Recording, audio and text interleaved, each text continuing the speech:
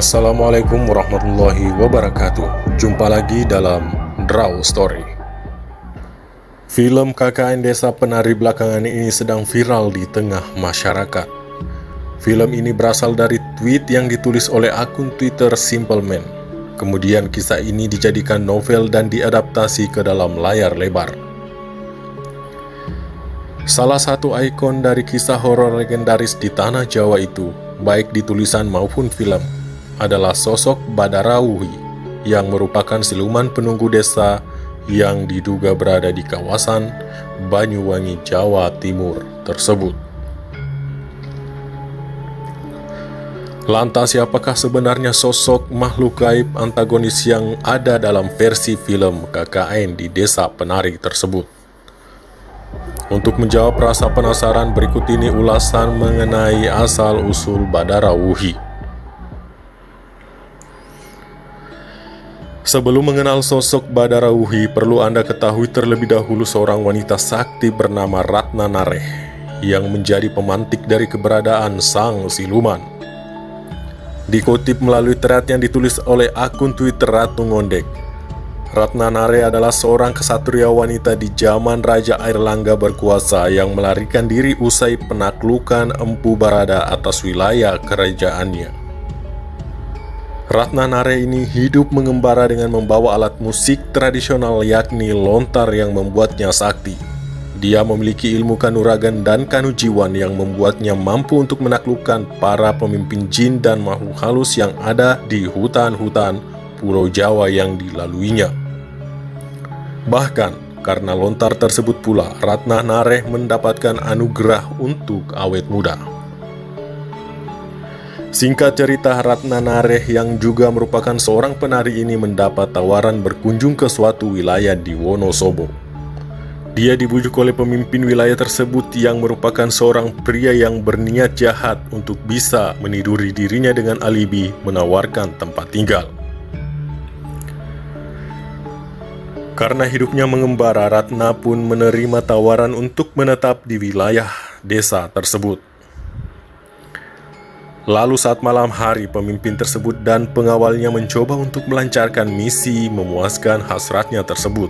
Namun, karena kesaktian Ratna, belum sampai menyentuh saja, mereka secara otomatis sudah terpental bahkan mati terbunuh.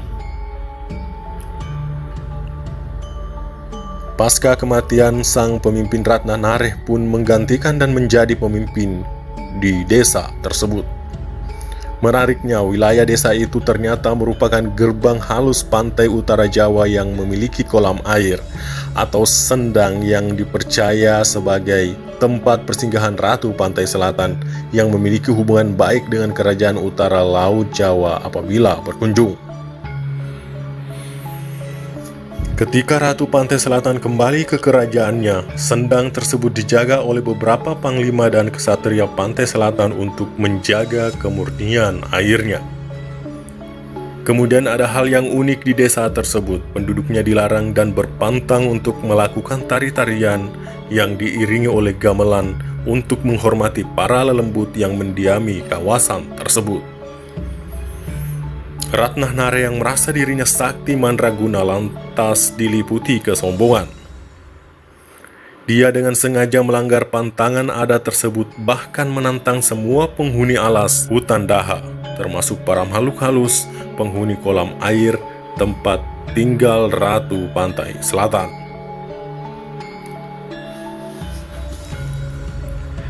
Ratna Nareh dengan sengaja menari menggunakan gamelan untuk mengundang para makhluk halus keluar dan sesumbar akan menaklukkan mereka satu persatu.